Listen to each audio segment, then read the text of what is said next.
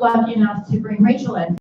And Rachel was like just unbelievably refreshing to me. She's going to be modest now, but she's unbelievably refreshing to me because I realized with all this other training and everything that I had, I didn't really understand the reason behind some of my son's behavior. And so you guys, I think, are in for a great treat, and I'm not doing the whole introduction now. But anyway, so I will move along.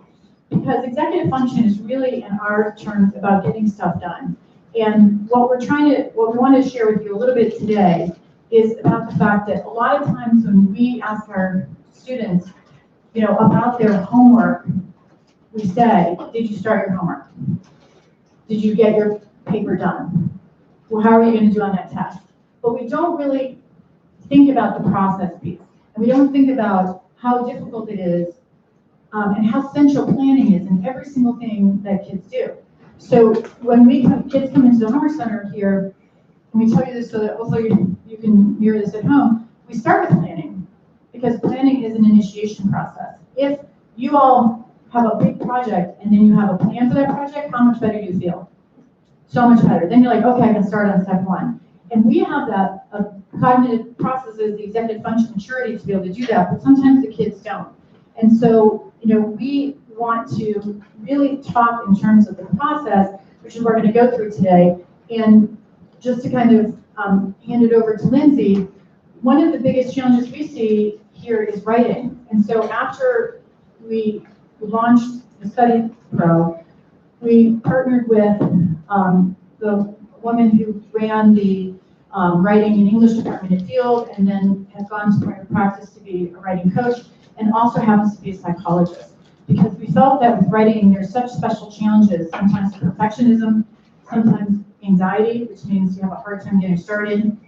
And when you have anxiety, you avoid. Has anyone seen that with your children? They have anxiety, they avoid. And so there's all these task initiation challenges. And so what we tried to do with the course was to help students understand the process of writing. And as we're going through this, because we're starting one in February, yes, it is a soft pitch for the writing course in February, but it's also, we saw there's a lot of these great kind of ideas and tools and things that maybe would help you better approach your student when you're thinking about, when they have a big writing assignment due, not just to say, have you started it? And to give them a little bit more specificity and help along the way, and take more of a process perspective. So I'm going to turn it over to Lindsay.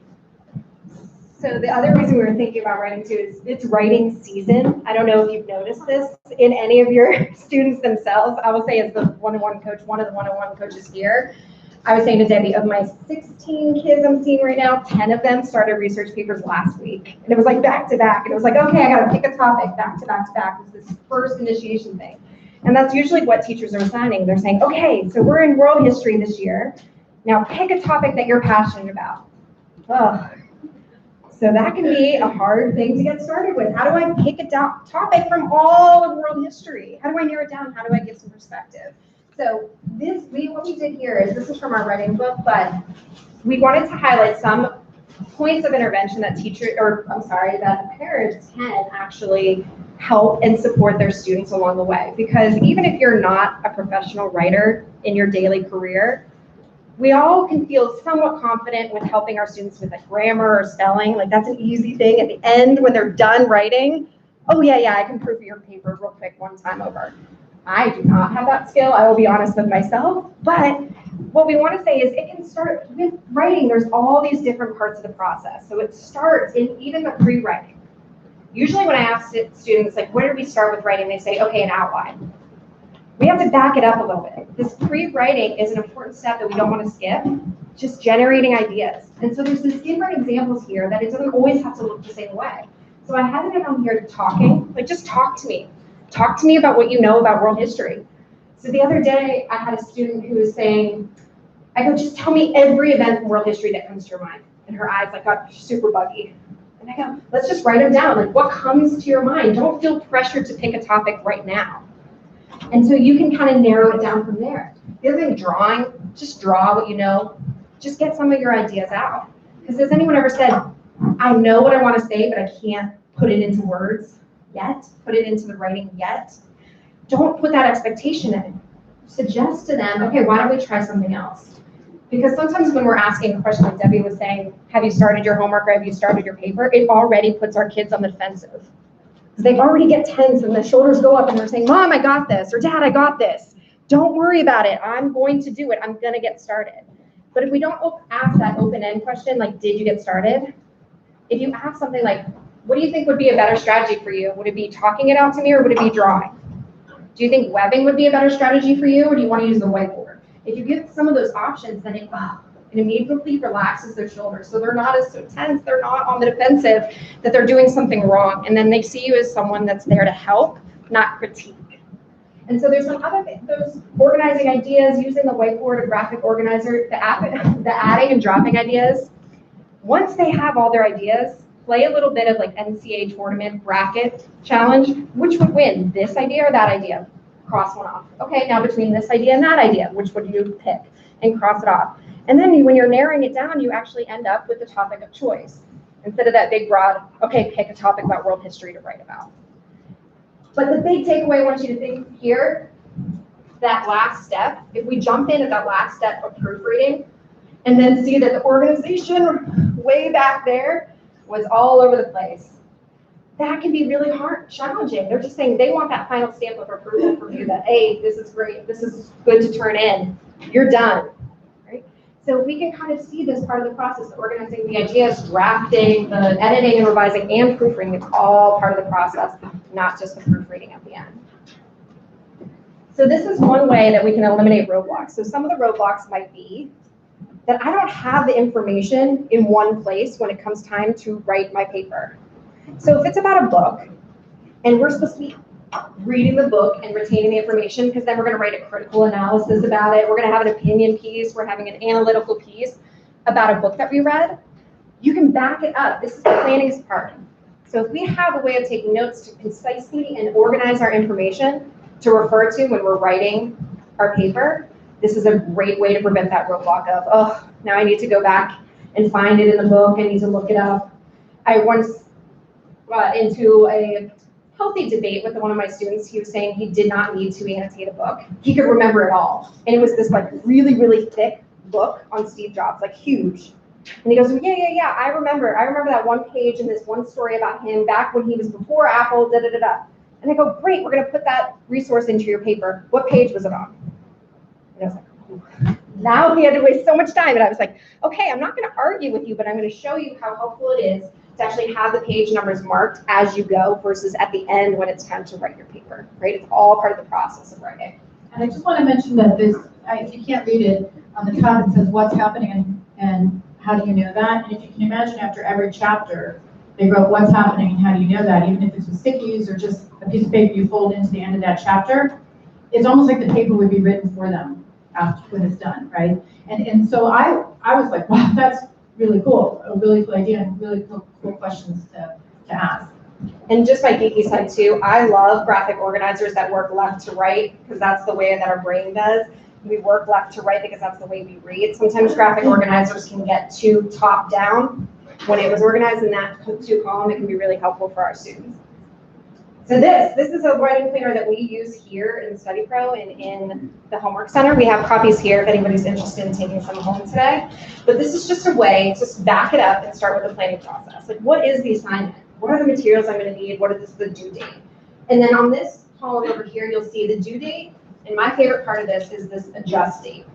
Because life happens, right? We're trying to teach our kids to be flexible as well. And it's not that, oh, I didn't stick to this goal, then, oh, all the rest of the goals go out the window and now my paper can't get done because I didn't get to write my outline on Tuesday.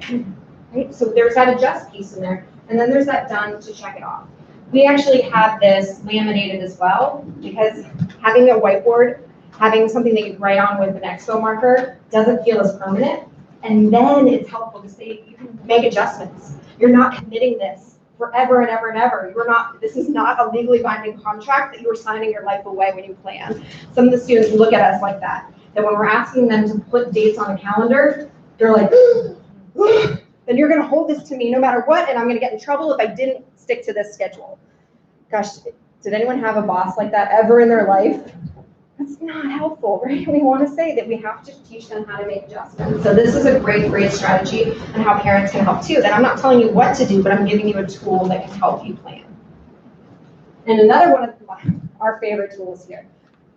What I saw amazing from one of our coaches the other day in the homework center is you could tell the telltale signs of a kid getting stuck. He like leaned back and crossed his arms and he was like writing this paper. And so one of our coaches went up and sat down to him and goes, "What's going on?" He goes, "This whole sentence is bothering me." And he goes, "Okay, let's be bothered by it together." I was like, oh my God. Like he was jumping in with them. He wasn't saying, like, okay, yeah, fix this word choice, fix that word choice. Yeah, you're right, that's not great. He immediately sat down next to him and said, "Let's be bothered together and let's see what we could work on."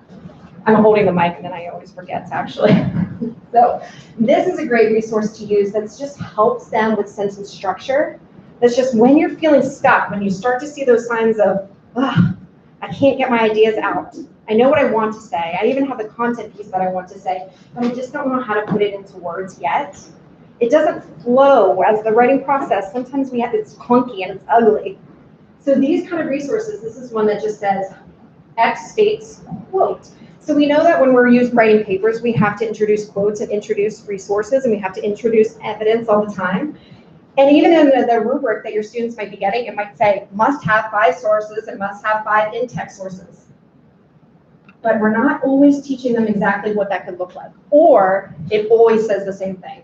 He says this, they said this.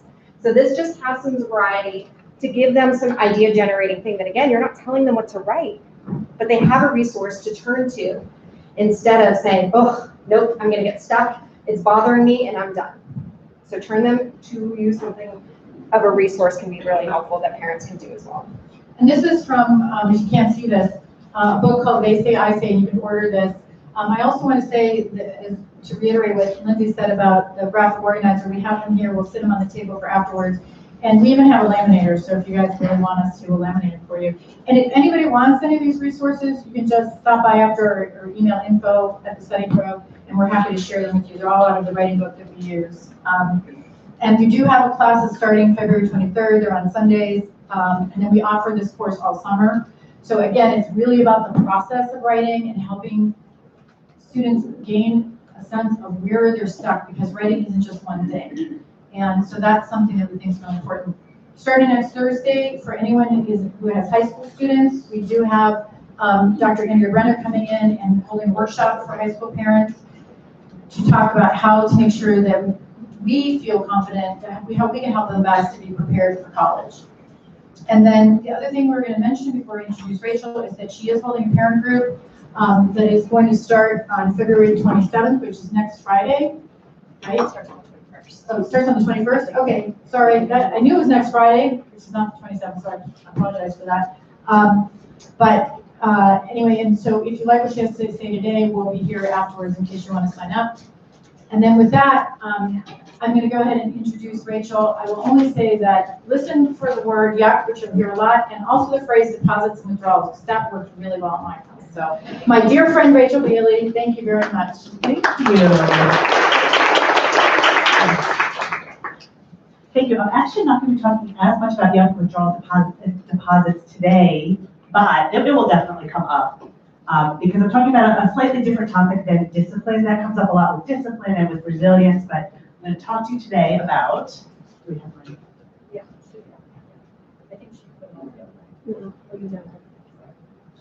I'm going to be talking today about how to make sure that you are raising kids with healthy self-esteem in a high-pressure culture that we all live in.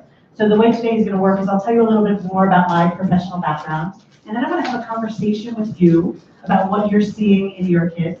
We're going to talk about what prevents kids from having self-esteem, and then I'm going to give you some really practical tools you can use right away, starting today, to improve your children's self-esteem, despite the fact that we live in an area where, very honestly, if your kids are looking left and they're looking right, they're seeing people who can be very accomplished, who maybe they just perceive are more accomplished than they are. And there's this pressure to perform in our area, if we're being honest. How do we make sure they still feel good about themselves? So,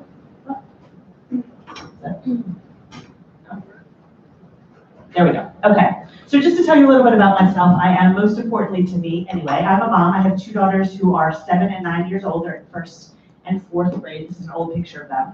But in addition to being a mom, I have a master's degree in clinical psychology and a certification in something called positive discipline. And I've been in the field of psychology for about 15 years now. The first part of my career, I actually worked directly with kids and with teens. So I was an ADHD and academic coach, doing things very similar to what is done at the study group, although they do it much better. I was also what's called an intensive in-home mentor. So if anybody has seen the show Super Nanny, I used to go into, I wasn't on that show, but I used to go into people's homes like that and help with the family dynamics. And then I was also trained as a traditional psychotherapist. And I worked in a practice for most of my time when I was doing therapy that helped teenagers who were really struggling with behavior. So we specialized in teens with eating disorders, self-harm behavior, high anxiety, depression, things like that. So when I was a therapist, that's what I was doing. But what happened was I was working with kids, I was working with teens, some parents kept coming up to me and they kept saying, Rachel, I'm glad you're working with my child, but you have them for 1 hour, I have them the rest of the time, and I need to know what to do. So I actually started doing parenting workshops even before I was a parent myself. And I really found this need for like these practical tools. Like, what do I do when my kids won't get out of the house in the morning? What do I do when they're melting down, when they have to write a paper? What do I do when I just tell them that they have piano lessons and they freak out on me? So that sounds familiar probably to many of you. That's what the class is about, although, by the way. The class is starting next Friday. So if anyone wants tips on that, that's what we'll be doing there. But ultimately, my goal is to give these really practical, I don't do any therapy anymore, I don't do any of that. It's really these practical tools for how to raise kids who are responsible, so who do what they're supposed to do, but also my areas of clinical expertise are in raising kids who are resilient, who realize that life isn't always going to go their way, and who also have healthy self-esteem. Because as a therapist, and this isn't going to surprise you, I knew the relationship between self-esteem and all these other things, which we're going to talk about in a moment. So I do work with parents in a variety of ways. I do these talks. I come to many, many, many schools, doctors' offices. I do individual consultations. I run parenting groups. I work with parents in a variety of ways. Okay, so as we get into the topic of self-esteem, I would love to hear from you. Actually, before I even do that, I just want to hear the ages of your children. So how many of you have children ages 0 to 6? Okay, some younger ones. How about 7 to 12? Okay. How about 13 to 18? Okay. And how about above that? 18 and above. Okay, very good. So we have the whole range, mostly in the middle. That's great. The tools that I'm going to give you, the tips, are actually going to apply to children of any age, or even adult children, right? Honestly, I do still see some parents with adult children. So let's talk about self-esteem specifically, though. Why do we care that our kids have healthy self-esteem? Why do we care that they feel good about themselves? Anybody? Why do you think? Yes. Because I love that, because we don't want them to be drug addicts. And you know what? There is a correlation between low self-esteem and addiction. So very wise. If they like themselves, they'll be kinder to other people. Absolutely. If they like themselves, they're kinder to other people, for sure. Who else wants to say? Yes. We want them to be able to self-advocate for themselves and their own. Absolutely. We want them to be able to self-advocate for themselves, for their needs, for their wants, especially if they struggle with executive functioning skills. We want them to be able to ask for help when they need it. And positive self-esteem is definitely correlated with self-advocating. Anybody else? Why do we care? Anyone want to mention anything? Yes. So they can lead a healthy and happy life, which is ultimately what we really want for them. And the truth is that positive self-esteem is correlated with really all the things that we want for our kids. It's correlated with better relationships, with more productivity, with more success in life. And lower self-esteem is correlated with all the things that we're worried about a little bit. So kids who have low self-esteem are more likely to turn to addiction, to numb the feelings that they have. They are more likely to be in unhealthy relationships. They're less likely to meet their potential. So healthy self-esteem is incredibly important for how kids choose to interact with the world and the decisions that they make. So let's talk about what self-esteem is and what it isn't. And I'm actually going to start with what it is not, because I think we have a misconception of what self-esteem is. It is not a human being who says, well, I value being pretty, and I'm pretty, so I feel good about myself. It is not someone who says, well, I'm smart, so I feel good about myself. It's not someone who says, I'm funny, or I have the right clothes, or it doesn't come from one specific thing that we think that we have, especially when we think it's something that other people want. It doesn't come from that. In fact, I have a brother who is incredibly successful on paper, very honestly. He was CEO of a company by the time he was 38 years old, and it's a company you would have heard of. And he has the life on paper that you'd think. He lives in my kids call it a mansion outside of New York. And he has a beautiful wife, 3 beautiful kids. And he is the most insecure person I've ever met in my life. And he has said to me, Rach, I wonder sometimes when I'm gonna wake up and people realize who I really am. And I know from being so close to him that he strives so hard because he doesn't feel that great about himself. And he's actually overcome a lot of this, very honestly, in the past 5-10 years. But growing up, I heard that all the time. People saw on the outside who he's very good looking, very charming. He was one of the most insecure people. What I have found through working with human beings for a living for a really long time is that the people who try the hardest, the people who do have this facade, tend to be less secure about themselves. So it's not this one, I believe in myself because I am rich or I am smart or I am funny. That's not what it is. In fact, I'm going to tell you what it really truly is. There are 2 components of healthy self-esteem. One is a genuine belief that we are worthy of respect and acceptance and belonging as we are now. So not if I'm smart enough or pretty enough or rich enough or none of that. It's as I am now, I know I have flaws and I'm worthy of respect. Sometimes it's because I have flaws, but I have flaws and I'm worthy of respect. So it's not this belief that I'm so great at all, and a lot of people think that's what it is. There's another component, though, that we also don't think about very much. And this is the belief that we can rely on ourselves to do whatever we have to do on a daily basis. We can rely on ourselves to handle challenges and obstacles. What a lot of kids learn, especially if you are raising kids who have difficulty with executive functioning skills, is that they can't rely on themselves. They're given these assignments. They don't know how to do all of the things that need to be done in order to complete an assignment. And I know they talk about this in the study pro, how many actual executive functioning skills it takes to complete one assignment. It's many. And so they don't think they can rely on themselves because they do the best they can, which is genuinely the best they can, but it's not good enough. And they hear that all the time, not just from parents, from teachers, from their grades. So they often don't believe this. And when I was an ADHD coach, which I did for many years, I saw this all the time, that kids genuinely thought that there was something wrong with them because they couldn't rely on themselves. So I would love to talk to you next. I'm going to ask you, what do you think these days prevents kids from having healthy self-esteem? What do you see gets in the way? Fear. Yes. Someone yelled. 1 second, then I will come back. Yes.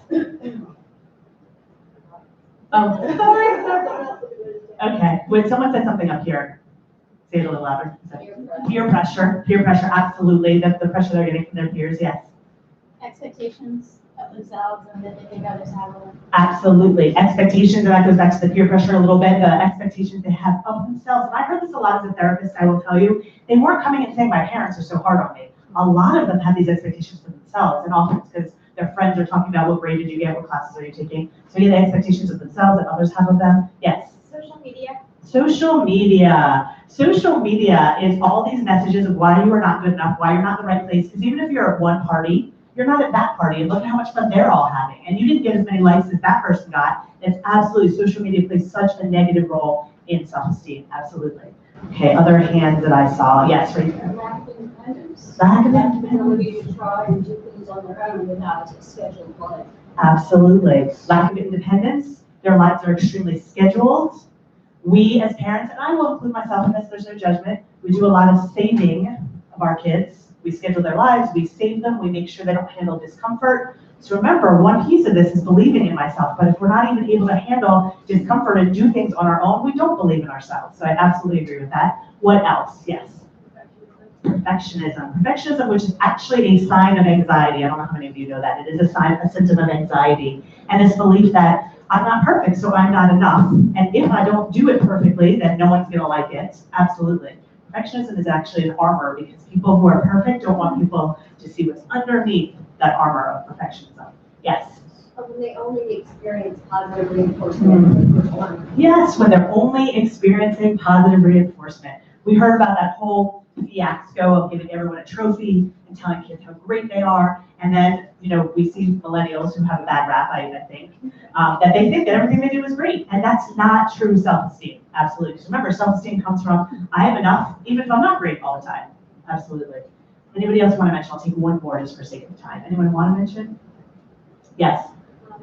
Our willingness to offer guidance, to spare them, or to teach them as a parent, our role is to help encourage, and that boundary is slippery, I think. Yes. So we over-encourage, is that what you think happens? Or?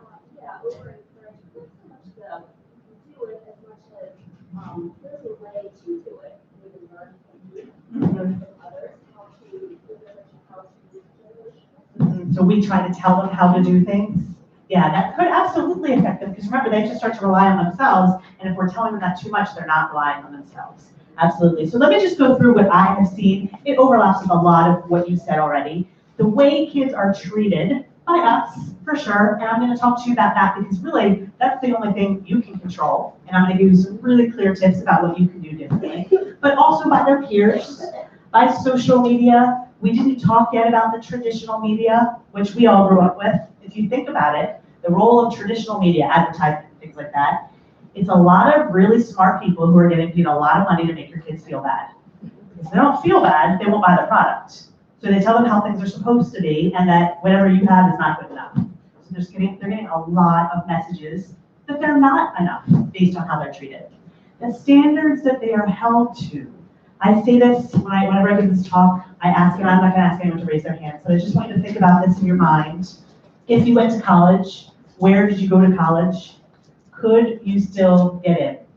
Right, exactly. That's the reaction I hear. A lot of people could not get into the college that they went to because the standards had increased tremendously, which is, I think, created this huge anxiety. And so, when I was growing up, it was really good to have a 4.0. It's not so good to have a 4.0 anymore. Now you have to have like a 4.3 or 4.5. I don't even know what it goes up to, 4.5. And it's not enough to be in a club. Now you have to have created a club, and that club better be good for the environment. And you have to bring it to other schools and other states. I mean, it's like the standards they're held to. So are they going to think they're good enough if they're just being themselves? Absolutely not. The last two pieces really relate to this belief that I can handle life. And we mentioned this already. I think kids do not have a lot of experience handling discomfort. We do save them. We used to talk about helicopter parents. Now the new phrase, who knows what the newest that I've heard anyway, phrase is? Beyond lawnmower. Snowplow parents, they push everything out of their kids' way. We take a plow, no discomfort. And I would argue that it's because we didn't learn as a generation, we didn't learn how to handle discomfort. Our parents, I don't know about you, but in fact, I'm gonna ask, how many of you had parents who actively taught you how to handle your emotions and discomfort? In this big group, how many had parents with that? 0. I know and I'm a sensitive person, I had emotions growing up, and I used to hear the message, if you have emotions, go over there, go in the corner. I remember where I was supposed to sit when I got upset. Leave, go over there. I don't want to deal with it, just suck it up. And in our parents' defense, they were raised very often by Depression-era parents who were like, you skinned your knee? Well, I didn't eat for 5 days. So they didn't learn, so we didn't learn. And now we are protecting our kids. And so they don't believe they can handle life. If they are experiencing discomfort, which your kids may experience on a daily basis if they're struggling in school, if they do experience discomfort, they certainly do not have the tools to handle it. And I'm actually just about starting the process of writing a book, and my book is entirely about this concept that you mentioned, this concept of yuck, which is a word I use to describe discomfort. Because I think that is underneath everything, is that we don't know how to handle discomfort, kids don't know how to handle discomfort, and a lot of negative things happen because they don't know how to handle their discomfort. So they don't believe that they can rely on themselves. So I want to give you a quick example of what it feels like to have low self-esteem. I'm not going to ask you to be a child or a kid or a teen or anything like that, but I'm going to put you in an adult situation, and then I'm going to end this example with what we usually do to our kids and to our teens when we sense that they have low self-esteem. And you're going to feel why that strategy doesn't work. So here's my scenario, and some of you may have actually experienced this. I know some of my good friends in my life have experienced this scenario. That's not why I chose it, but so just think about this. You're an adult, and you're moving to a new country, and you don't know the language in that new country, but you know that in order to get along in that country, you have to learn the language. That's how you get a job, that's how you make friends. So you know you need to learn the language, and you try to learn it, but you really struggle, because if anyone knows this, it's hard to learn a language as an adult. So you're struggling, and you're trying, but you're not going as fast as you want, and all of your fears are coming true. You really can't get a job. You really don't make friends, so everything you were worried about comes true. And the harder you try, the more pressure you put yourself under, the harder it becomes, because that's actually how the brain works. The more stress we have, the less likely we are to learn.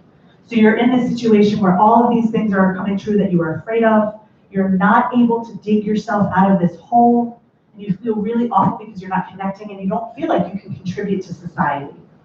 That is what it feels like for kids who have low self-esteem. They don't think that they're contributing very much. They don't think that they can do anything to get out of this place. They're realizing that the things they want, they can't get. That's what it feels like for them. Now, here's what we usually do. So I'm going to put you back in your world. You're in this other country. You don't know the language. You don't have a job. You don't have very many friends. So I know it feels awful. Sorry about that. I'll leave you there just for one more minute. But this is where our kids are a lot of the time. So imagine then you get a call from a friend at home speaking the language that you speak, and they say, hey, how's it going? And you say to them, it's actually really hard. I'm having a hard time getting a job and learning the language and making friends. And your friend loves you. And your friend cares about you. And your friend wants you to feel better. So your friend says, oh, you're going to be fine. You got a job here, and you make friends so easily here. You're going to be fine. How many of you all of a sudden say, you're right, I'm going to be fine? What do you actually think instead? Anyone want to answer that? What do you think instead when your friend says, you're going to be fine, look what you did here, you did so well? What do you think?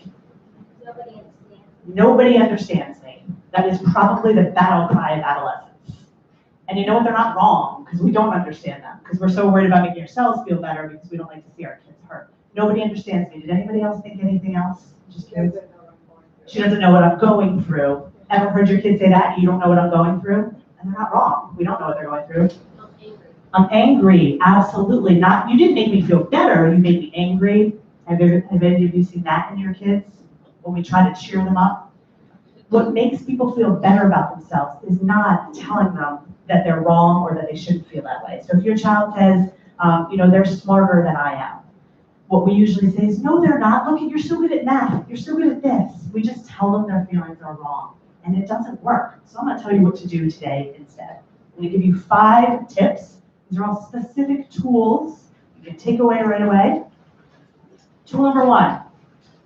And this is just, by the way, this blue box is on all the slides from now on. It's just those 2 components of healthy self-esteem. I just want you to have them in the background, so if you ever forget what they are. So tool number 1 is treat your child with respect, even, and I really would like to put especially on this slide, I should do that, especially when you don't agree with them. So I'm going to give you some examples, and the example I'm going to use for this one actually has nothing to do with low self-esteem. Because self-esteem, very honestly, healthy self-esteem comes from how we talk to our kids on a daily basis. Not just when they're saying, I have no friends, or I'm fat, or I'm ugly. It comes from how we talk to them every single day. So what we tend to do when our kids do something, and the example I'm going to use for this is, let's say one of your kids, maybe your son, is being mean to his sister. So on a daily basis, when things like this happen, because they do, what we tend to do is we see the situation only from our perspective, and we try to convince them of our perspective. So if your son is being mean to your daughter, we say something like, you know you can't talk to her like that. We've talked to you about the family rules, and you tell them all the reasons that what they're doing is wrong. And we do this on a daily basis. Or they say, my teacher, got angry with me today. And we say, what did you do? Think about what you did, and you're trying to convince them of your perspective. Instead of doing that, which we're honestly really good at, try to understand and respect their perspective. What I want you to start to do is see their world from their world. So again, we're really good at seeing their world from our world. We need to start to see it from their world. And I'm going to give you a very clear example. That action, every tool I'm going to have an action for, is get to this place that I call of course, where you see your child's world clearly enough that you can say, of course you did that. You were not agreeing with their behavior. You were just letting them know that you understand it. So if we do use this example of your child yelled at your sister, instead of saying, we don't talk to each other like that in this family, just say, of course you just yelled at your sister because she just got too close to your stuff, or she walked into your room without asking. When you can show your child that you see their perspective, even when you don't agree with them, because hopefully the next thing you do is you actually tell them what to do differently. But when you can treat them with respect enough to say, I know why you did that, and I understand where you were coming from, what they start to internalize is, I am worthy of respect of someone taking the time to see my perspective, even when they don't agree with me. Because I will tell you what I heard as a therapist over and over, see if you think your child or children might think this. Teens used to say to me all the time, I know my parents love me, I know they love me, but they only like me, or they only respect me when I'm doing what they want. They're only nice to me when I'm doing what they want. If I'm cleaning up, I'm doing my chores, they're nice to me. If I'm not, I get yelled at, I get told all the reasons I'm wrong. This is a really simple way to start to flip that. So just try to see the situation from their perspective. Just try to see why did they do that, and I will tell you 100% of the time, there's going to be a reason. There's a reason that humans, not just kids, do everything they do. Maybe it's not a reason you agree with, there is a reason. This also, by the way, starts to teach what we call emotional intelligence. When we can teach kids to understand their motivation, they start to understand themselves better, and emotional intelligence is another huge predictor of success in life. So I want to give you some phrases. One of the things that I love to do for parents, because I want this as a parent too, is to give like words and phrases, what this would sound like. So 2 really simple ways to just show your kids that you're getting in their world. Just saying, of course you did that. Of course you didn't turn in your homework again, because when you're in class, you're doing something else. And when your teacher says to turn in your homework, you're not thinking about that. Or no wonder you went to bed late last night, because you had been doing work all day and you just wanted to play one last video game. You don't have to agree with them. You don't have to say, I totally agree, this was a great plan. Just see it from their perspective. One way to get even deeper into this, and if anyone is on my email list, I just did a video about this, to go even further, and this is so simple, but it's so powerful. I used to use this as a therapist all the time. Start with no wonder or of course. So no wonder or of course, state their perspective. No wonder you stayed up late last night, and just add the word because, and finish the statement. No wonder you did that, you stayed up late because you wanted to X, Y, Z. This is also marital advice, by the way. Whenever you talk to someone this way, all of a sudden they're more willing to listen to you because they feel seen and heard. This is a huge factor in healthy self-esteem. All right, so normally I take questions here, but I think for sake of time, what I might do is just go through all the tips, and then I'm gonna answer as many questions at the end. I should have a lot of time to answer questions, unless anyone's dying to ask me about this one. All right, number 2, let them have their feelings. This is gonna sound very, very familiar based on the example that I just gave you, but what we tend to do is we tell kids all the reasons their feelings are wrong. We say, again, if they say, I'm stupid, we say, no, you're not. You're good at this, you're good at that. If they say, I have no friends, we say, you have friends, that neighbor just invited you over. We always tell them why their feelings are wrong because we're uncomfortable. That's about us. We're uncomfortable hearing this, so we tend to want to make it better. And when we try to make it better, all they feel is exactly what you all said before. I heard this a lot as a therapist. They feel more alone, they feel more misunderstood, and when kids already don't feel great about themselves, the way they interpret this is, there's something wrong with me, why don't people get how I feel?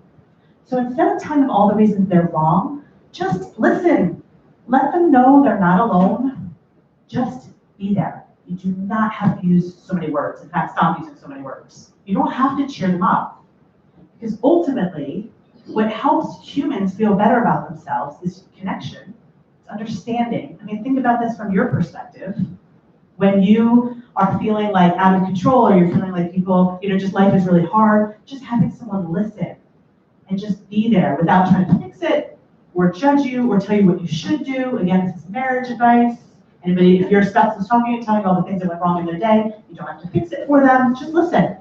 And again, this takes a lot of pressure off of you because you don't have to think of what to say. So your action is to think about, and this is different for different children, honestly, but think about what helps your child or children feel understood and less alone. So for some kids, they want you to be present right there. They want to talk about it. For some kids, they don't want you around, and that's okay. We try to chase after them because we want to know what's going on. They just may need some time, especially if you've been more of an introverted child, they may need alone time. One thing that I suggest to parents of introverted children is, to have a journal maybe, or even for more creative introverted kids, which many kids are, if they're introverted, they're also creative. I have one of these children. We draw back and forth. She's an excellent drawer. I can't draw for my life, but we just draw back and forth, and she draws me her feelings. But in the moment, if I get close to her, in fact, really cute story about my daughter who doesn't like me to get close to her. We were in a parking lot once, and I had told her something that she didn't want to hear. She's very highly sensitive. I told her something that she didn't want to hear, and we're in public, and there are people around, and I walked towards her to try to help her through her emotions, and she said, "Get away, Mom, you're gonna hurt me." I'm like, "Do you not know what I do for a living? Do you not know that my business is built on being a good parent? You are gonna ruin my business." But for her, honestly, me approaching her does not make her feel safe and less alone. She just really needs just time to herself. And sometimes my husband has to nudge me and be like, "Rachel, zip it." She doesn't want you to say anything right now. So, example of I have no friends, don't tell them that they do. Just listen, just be there. And here's the thing, a lot of parents will ask me, well, what if my kids don't talk about it? What if they don't say anything? What if I'm sitting there? I will tell you that you are more uncomfortable with the silence than they are. They're not sitting there thinking, why is mom or dad not saying anything? What they're doing is they're processing. And I will talk a little bit about yuck right here because this may be helpful for you to know. I don't think I have it on this slide, but basically, I'm going to simply tell you about the brain and what yuck is. So there's a part of the brain that allows us to work through our emotions. It's also the part of the brain where executive functioning skills live. Many of you will have heard of this part of the brain. It's the prefrontal cortex right up here. Now, yuck, remember, is a blanket term I use to describe anything uncomfortable. So a child feel like they have no friends. They could also be hungry or tired or overwhelmed. What happens is when our brain senses that discomfort, it senses a threat. Discomfort is uncomfortable, it's a threat. Turns on an alarm. That alarm is our fight or flight response. Our fight or flight response is kind of tucked in our brain towards the back. What happens is when we're feeling this, we are in fight or flight, and the fight or flight response does not do a good job of processing emotions, does not do a good job of talking ourselves through things. Our fight or flight response actually looks for all of the evidence that we are right. So a child who says, "I have no friends," when they're in fight or flight, are going to look for all the reasons they're right. I didn't get invited to Joey's 4th birthday party. I was at the park and no one asked to play with me. That's what their brain is doing in that moment. The prefrontal cortex can talk them out of that, but when a human being of any age is in fight or flight when they're in yuck, fight or flight shuts off any other part of the brain that it feels is unnecessary for survival. So that feeling shuts off the prefrontal cortex. So you're trying to talk to the prefrontal cortex by saying, "Of course you have friends." And you're talking a language they can't hear in that moment. Ultimately, parents will say to me all the time, "Well, how do I get my kids out of yuck? How do I get them to their prefrontal cortex so they can think through this?" The tool we have as human beings is connection. It's just knowing someone's there. So let me give you these phrases are ones you're going to tell yourself. This is not what you're going to say to your child. "I don't need to fix this right now. They just need me to be here." Silence is not the enemy. I promise you that. They don't have to go through this alone. In fact, one thing I said to my highly emotional daughter, and she once said it back to me, and I was like, "Oh, that really does feel good." One of the phrases I use with her is, "You never have to be alone in your feelings." And when she said it back to me, I was like, I don't even remember what I was feeling. She's like, "Mom, I've got you. You don't have to be alone in this." And I was like, "Oh, wow, that feels really good." So just using that phrase, but I wouldn't say it in the moment necessarily. Just show them, don't tell them, that you're right there.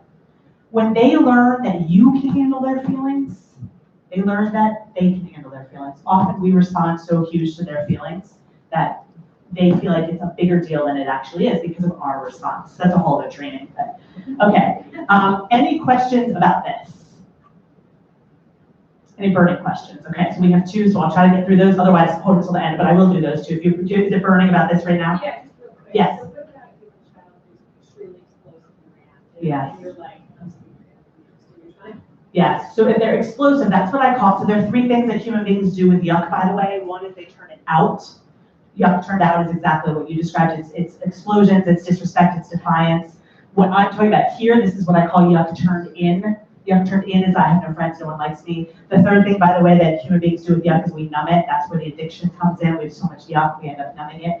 So what we have to do is kind of, again, a separate topic, but we teach them how to regulate their emotions, and then we learn how to handle it when they're in yuck. And basically, very quickly, yuck follows a rainbow-shaped curve. When a child is exploding, it gets bigger and bigger and bigger, and then it eventually comes down when they realize they're safe. We have to learn not to engage with the child when they are in yuck. In fact, again, marriage advice. Do not engage with someone when they are in yuck, when they're turning it out, when they're exploding, when they're turning it in. Don't say anything. It's not going to work because they're in fight or flight. So ultimately, we have to learn how to regulate our emotions when they're being like that. Now, if they're being aggressive, we need to teach them pretty quickly how to handle their emotions. But we also, the first step in this is we have to learn how to regulate our own emotions and not engage with the yuck because it's not going to go well. Okay, so second question. How do you deal with it when you've got two kids in that at the same time? Absolutely. So here's what I will say. You thought you stumped me. You're like, so there. One of the things, and this gets more into sort of the discipline type of things, or how do you handle these situations in the moment, which I feel like I'm doing a plug. I'm not meaning to do that on purpose. But the class that I'm going to teach here starting next Friday, we're talking all about that. But ultimately, what I will tell you about dealing with behavior is that if you try to do it a lot in the moment, because you have multiple kids, because you have to get out the door, because you have lots of things going on, every single strategy I teach, for the most part, I teach one in the moment strategy, is about how do we deal with that more proactively, because it is hard in the moment. And here's why I will say you didn't stump me, because sometimes we're not going to handle it well, because you do have to get out the door, because you do have to do things, because you do have two children who are melting down, and you're a human being. So a lot of what I teach parents is actually what you can do more proactively, and then how do you regulate an emotion, because when you are regulated, when you are in control of your own emotions, actually having two kids that are melting down, it's not that difficult. You can help each of them regulate. Here's the one thing you don't want to do, is pick sides in the moment when two kids, you don't want to say, you hit her, you're wrong, or you talk to her like that, you're wrong. You actually need to be able to see both kids. Remember I said get in their world? You need to be able to get into the world of both of them. You spoke to her like that because you were angry, and that really hurt your feelings. So, but it's very hard in the moment. So a lot of what I teach is not in the moment, so that's the answer to the question. Okay, so let me go on. Third tool, focus on skills.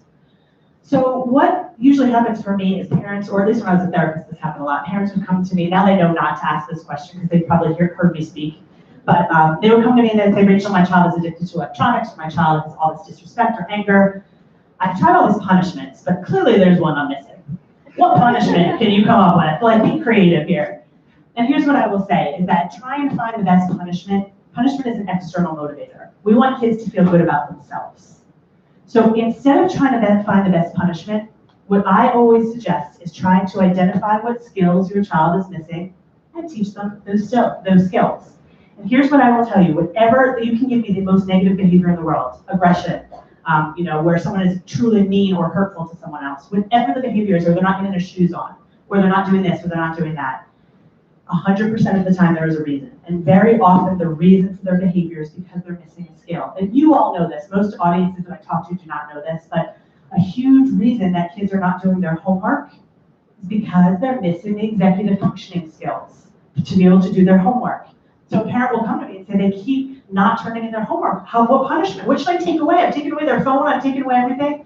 When we teach them the tools and the skills, like magic, the behaviors change. When I used to go into people's homes for a living, people are like, are you a magician? And I'm like, I'm not a magician at all. I just understand why they're doing what they're doing, and I'm teaching them to do something different. So instead of thinking about what punishment can I give them, how do I make my child feel worse, what I want you to think about is what tool might they be missing. So for example, let's say your child speaks disrespectfully to you very often. Not okay. It's not okay. And a lot of people say, well, that's what teenagers do. I don't agree with that. It's not okay. So let's say they're speaking disrespectfully to you. Often, again, what parents will say is you can't go to your friend's house, you can't have a car. That's the punishment. The problem is there's a reason they're speaking disrespectfully. Does anyone know what tool they may be missing that leads to disrespectful talk? Respect? Respect. No, they're not. They may be missing respect, but what's the reason they're missing respect? Control. And here's what I will say to your point, sir, that this is not an excuse. A lot of parents will get angry when I say this. It's not an excuse. But if we don't address the reason, the behavior is never going to change. So why are they being disrespectful? Emotional regulation. Emotional regulation. And I will say that most of us as adults really don't regulate our emotions very well. In fact, remember I mentioned those 3 things that we tend to do with yuck? That's what we do instead of regulating our emotions. Almost every human being, unless you're working on this actively, we turn our yuck out. So when we're angry with our kids for being disrespectful, what happens? It puts us into yuck, and then we yell at them, and we're very disrespectful back because they've been disrespectful to us. We don't know how to regulate when they're disrespectful.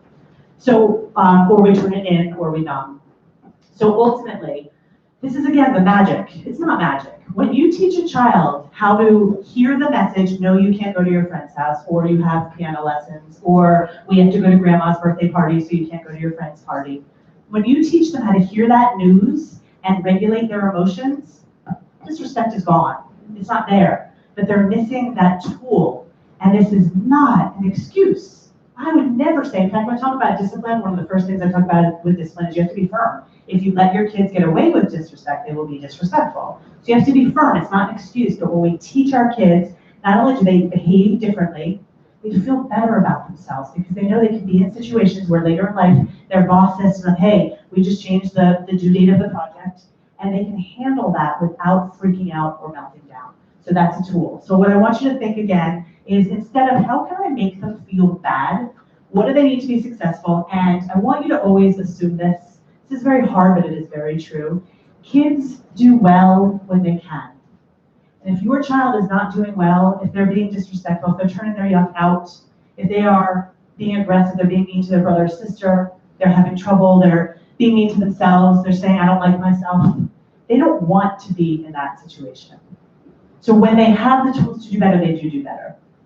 Okay, so yes. Do you have one of your quick tips for how to identify missing tools? Yeah, I do, and that's again more of the discipline piece, but there aren't that many tools. Let me give you like 4 or 5 now, I'll just list them, what kids are missing, because they're not that hard to, this is what leads to probably the most negative behavior that I see, is number 1, emotional regulation. And by the way, adults, we're missing that too. We don't do it very well. Number 2 is the ability to handle, and you guys have all seen this in your kids probably, the ability to handle monotonous tasks. That's why kids aren't doing homework. That's why they're not getting their shoes on in time. That's why they're not getting out the door on time, because you'll say to your kids, we've done this every single day for the past 16 years. It's the fact that they've done it every single day for the past 16 years. So I don't want to go too much more into that. At the end, I can go more into that if you want me to. They're missing the ability to transition effectively. That's why they freak out when you say get off your device, and they act like you just asked them to like rip off their arm. It's actually really hard for them to transition. These are executive functioning skills, by the way, not coincidentally. They're missing the ability to solve problems. I worked with teens for so many years that like I would say, okay, what are you going to do about that? I don't know. Your kids probably say that to you. These are all the things I'm going to teach about in that class. How do you teach your kids these tools? And then, am I missing anything that I talk about a lot? Oh, impulse control is probably the most common. So those are the top 5 that I think lead to the most frustrating things that you're dealing with your kids. And then you add in the executive functioning skills specifically when it comes to homework. Okay, so let's go to number 4. Again, I will save time for questions. Tool number 4 is to empower. So we talked a lot about we save, we solve, we fix. What I will say about this, until your kids are about 3 or 4 years old, you have to fix everything for them. You have to do most things for them. No one comes along and says, stop doing things for them. I am now telling you, stop doing everything for your kids. If your kids are 4 years old and above, stop doing everything for them. Ultimately, instead of solving or fixing, we need to teach them to find their own solutions. If we are constantly solving for them, they are not going to believe in themselves. In fact, I do a lot of talks on helping anxious kids.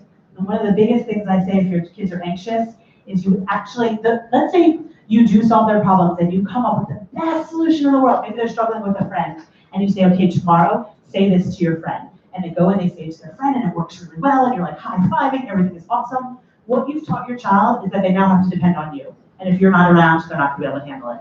So you don't wanna come up with these amazing solutions. You're depowering them when you do that. So how do we do this? One of the ways to start to teach kids to find solutions is to ask curiosity questions. So let's say your child says, my teacher doesn't like me. What we'll tend to do is we'll say, okay, go up to your teacher tomorrow and do this. Or write your teacher an apology note, or we'll tell them what to do. Instead of telling them what to do, I'm going to give you a series of questions because the first one's not going to work right away unless you've tried this, unless you've practiced problem solving with them. But the first question you always want to ask with curiosity, and let me just tell you the difference between curiosity and judgment, which is what we usually do. Judgment is, what are you going to do about that? Oh my gosh, or that's anxiety too. What are you going to do about that? Curiosity sounds like this. What are you going to do about that? So my teacher is mean to me. What are you going to do about that? Very curious. Now, when you first ask them this, if you go home tonight and ask them, they're going to say, I don't know. So here's what you want to do next. And again, this is very basic. I actually get into deeper problem solving and how to help kids problem solve, but this is a very basic. What you can do now, given your kids don't know how to do this. Next question you want to ask them is, if they say, I don't know, can I offer a solution?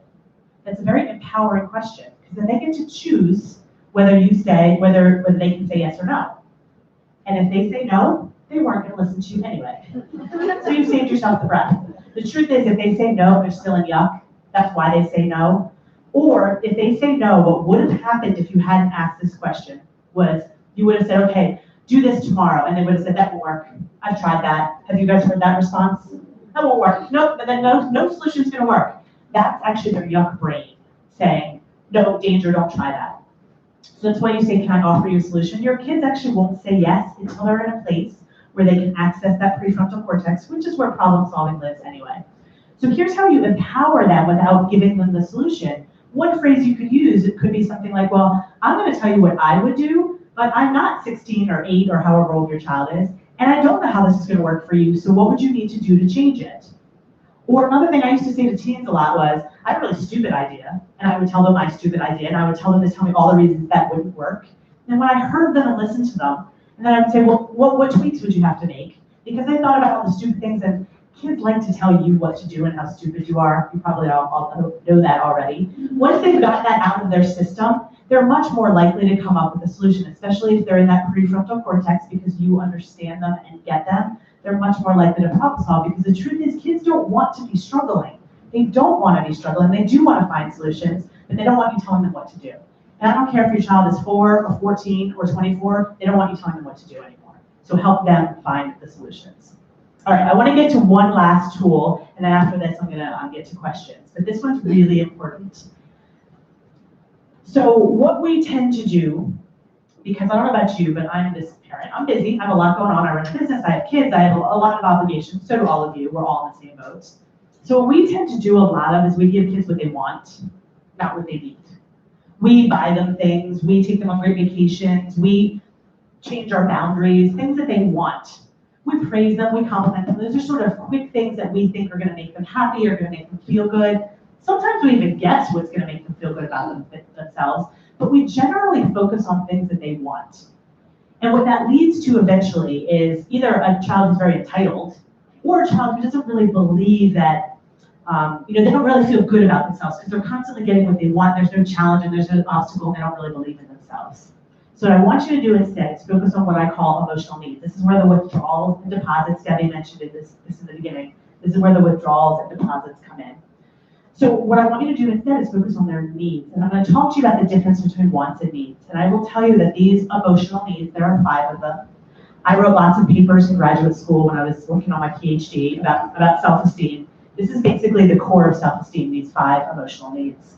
So what I want you to do as I'm thinking about these needs is think about them like a bank account. With a bank account, you can make withdrawals and you can make deposits. And with a bank account, if you make too many withdrawals, bad things happen if you haven't made enough deposits. That's the way human beings pretty much work. If we have a lot of withdrawals from these emotional needs accounts, I'll tell you what they are in a moment, we're in yuck, and things don't go very well. So as I describe these, I'm going to tell you what I mean by withdrawals and deposits. And ultimately, what I want you to think about is instead of giving them things, instead of giving them vacations that they want, or buying them things, or giving them this great holiday season, focus more on this, and this is where you're going to get a child who feels really good about themselves. So there are 5 emotional needs. I'm going to go through them pretty quickly because I can go deeper into any of them if you want me to at the end, but I just want you to know what they are. Again, this is the core of healthy self-esteem.